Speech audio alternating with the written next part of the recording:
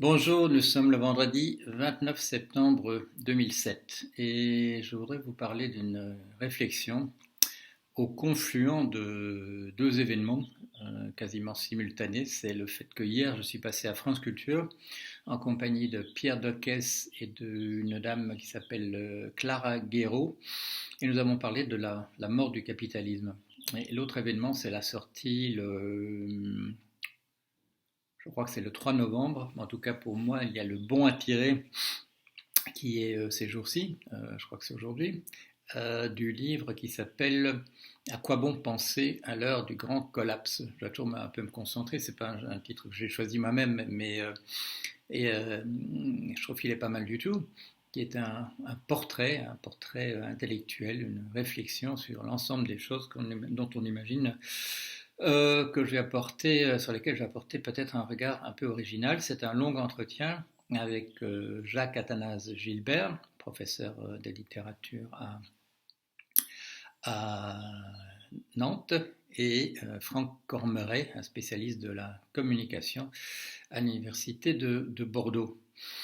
Et je me suis réécouté voilà, après une émission, j'écoute comme tout le monde ensuite pour savoir ce que j'ai dit. Parce que dans le feu de l'action, je ne sais plus très bien, je prends parfois quelques notes, mais je ne sais plus très bien ce que j'ai pu dire et pas dire, et si c'est bien tombé par rapport au reste de la conversation, surtout quand c'est un débat. Et ensuite, donc, il y a eu la relecture entière de ce manuscrit pour voir s'il n'y a pas des erreurs sur les premières épreuves, avant qu'on passe à l'impression. Et là, le sentiment qui m'est apparu justement au confluent de ces deux relectures et auditions, c'est que je vous remercie. Je vous remercie de vous qui me suivez, vous qui m'écrivez des choses aimables, vous qui lisez mes livres, vous qui parfois, c'est le cas de certains, utilisez ce que j'ai pu dire dans vos propres publications, parce que justement la rencontre de ces deux choses me fait comprendre, parce qu'ils me permettent de poser un regard un petit peu extérieur sur la personne que je suis moi-même et sur les choses que je puis dire. Je me rends compte que je demande quand même aux gens de penser sur la plupart des sujets tout à fait autrement qu'on ne l'a fait jusqu'ici. Alors, évidemment, je n'ai pas sucé ça entièrement de mon pouce, personne ne peut le faire. En fait, c'est beaucoup de bricolage, de reconstruction, mais c'est quand même, voilà, sur toutes les choses, c'est un regard quand même tout à fait différent. Si vous écoutez cette émission, si vous avez écouté l'émission sur France Culture, ou si vous écoutez maintenant le podcast parce que vous ne l'avez pas fait avant, vous vous rendez quand même compte que comme la plupart des gens qui ont entendu ça, on a le sentiment que je dis quand même quelque chose d'entièrement différent de ce que peuvent dire d'autres personnes. Même des personnes qu'on pourrait classer, je dirais, sur l'éventail politique à peu près au même endroit que moi, ou moi à peu près au même endroit qu'eux, nous avons quand même des perspectives extrêmement différentes sur les choses. Alors comme je vous dis, je n'ai pas sucé ça de mon pouce. Quand il s'agit par exemple de la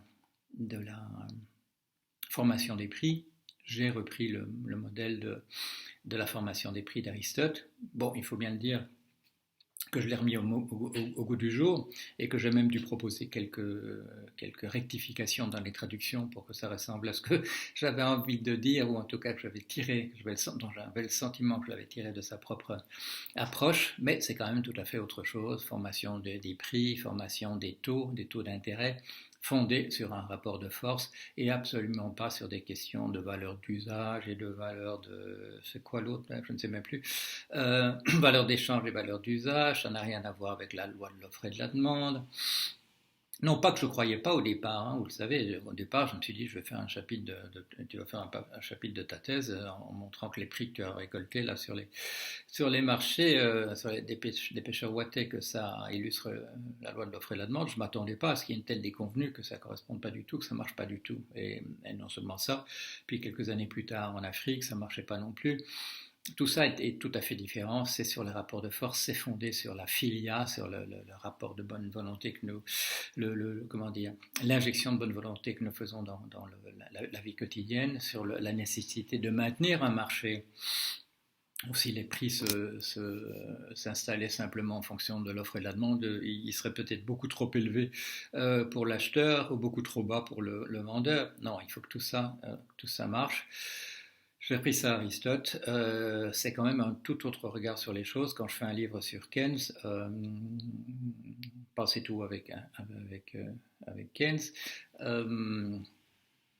je reprends des choses de Keynes, mais je les remets quand même entièrement dans un tout autre moule, un tout autre regard, parce que par exemple ce rapport de force, il n'existe pas chez Keynes, qui, comme je l'illustre pas mal dans le livre, avait tendance simplement à extrapoler son propre comportement de spéculateur et se dire tout le monde va faire fait sans doute comme moi. Alors, parlons même pas de mon regard sur l'intelligence artificielle. J'ai adopté en 89, 87, 88, 89 et ça a donné lieu au livre publié à la fin 89 qui s'appelle Principe des systèmes intelligents, une réflexion à partir du système logiciel ANELA que j'avais mis au point pour les British Telecom à Ipswich. C'est un regard, voilà, c'est un regard sur l'intelligence artificielle qui, on est 27 ans plus tard, la voie que je dessinais, la voie que j'ai esquissée a toujours pas été explorée. J'en ai parlé l'autre jour à des gens qui travaillent sur le deep learning pour la compagnie, comment ça s'appelle, je ne sais plus, DeepMind, je ne sais plus, oui, DeepMind, des gens qui travaillent pour Google à Londres et ils écoutent avec intérêt ce que je dis, mais voilà, c'est pas du tout encore dans le cadre de ce qu'ils essayent de faire. Et là, bon, là, c'est quoi? C'est une tentative simplement de me dire, à ce moment-là, les méthodes que je vois mes collègues utiliser pour faire de l'intelligence artificielle, ça vaut pas un clou, ça marche pas. C'est à partir de leurs intuitions à eux, comment fonctionne l'être humain, que voilà, il y a la conscience qui est assise là, et elle est sur le ciel du conducteur, et alors elle pousse une intention, et alors elle exerce sa volonté, et ça va faire marcher les trucs. Moi, j'avais une formation en psychanalyse, de psychanalyste, et j'étais convaincu qu'un être humain, ça fonctionne pas du tout comme ça.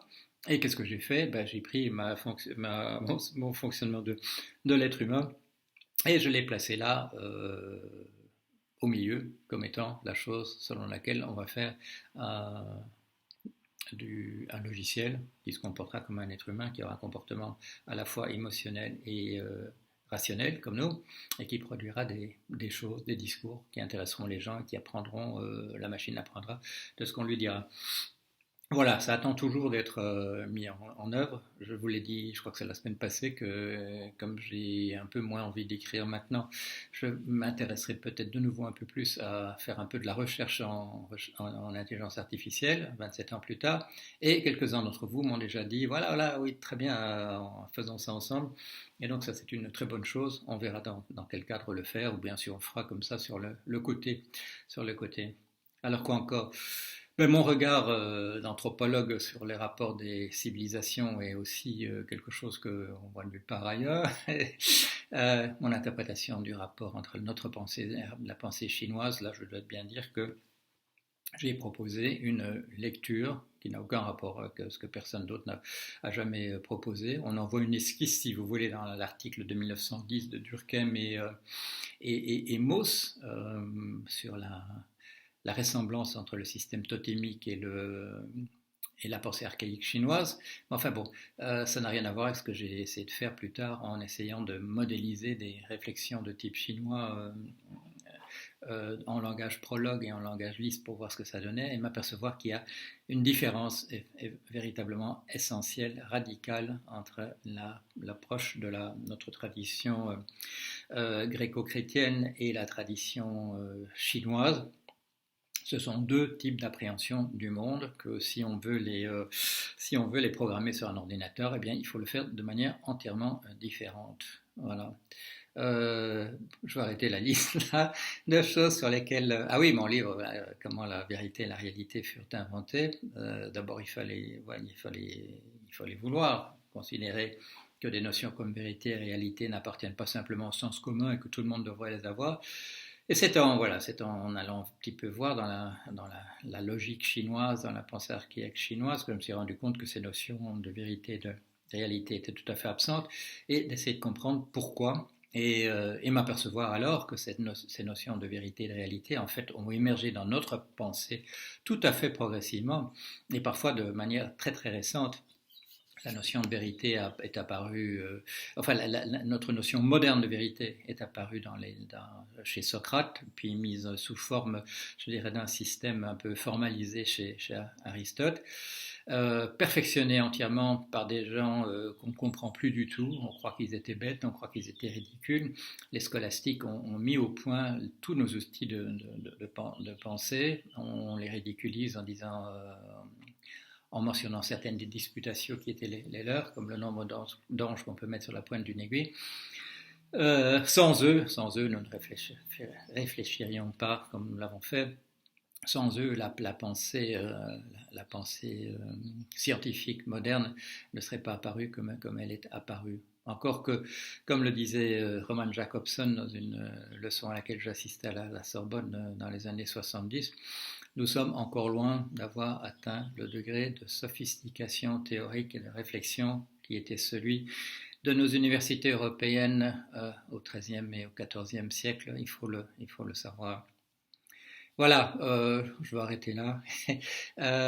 Mon actualité immédiate, voilà, la semaine prochaine, un débat avec Joël de René et Jacques Attali sur le monde en 2517. Ça aura lieu au Havre. Ce sera évidemment aussi en streaming si vous voulez regarder ça en direct. Et ce sera bien sûr ensuite sous forme de petites vidéos. Ça peut être intéressant. Et là aussi, j'ai le sentiment, comme ce qui s'est passé hier, que je risque de dire des choses extrêmement différentes de mes deux co-débatteurs, co-panélistes, quelle que soit la sympathie que j'ai pour leur manière de voir les choses, de voir le monde, et de la bonne volonté qu'ils manifestent tous les deux, comme je crois que je le manifeste moi-même, et vous tous qui me regardez ici, sans quoi vous ne le feriez pas. Notre regard, comment dire, doux amer sur l'espèce que nous sommes, sur la chance que nous avons de cette expérience d'une vie humaine, et que nous avons une espèce dont nous devons être honteux pour certains de ses comportements, mais nous devons aussi être très très fiers dans la mesure où elle a réalisé des choses dont nous n'avons pas la preuve que, où que ce soit dans l'univers, quelque chose du même ordre ait lieu. Nous avons engendré le technologique, quelque chose qui n'existait pas jusque-là dans le monde. Et ça me fait penser que notre ami, mon héros, Saint-Just, avait déjà fait cette réflexion, que la raison, c'est déjà une chose que nous avons introduite dans le monde et qui n'existait pas jusque-là, et que c'est déjà pas mal, que c'est une construction à nous, mais c'est quand même un outil qui produit des résultats, des bombes atomiques, mais aussi des fusées qui quittent le système stellaire. Voilà, allez, à la semaine prochaine.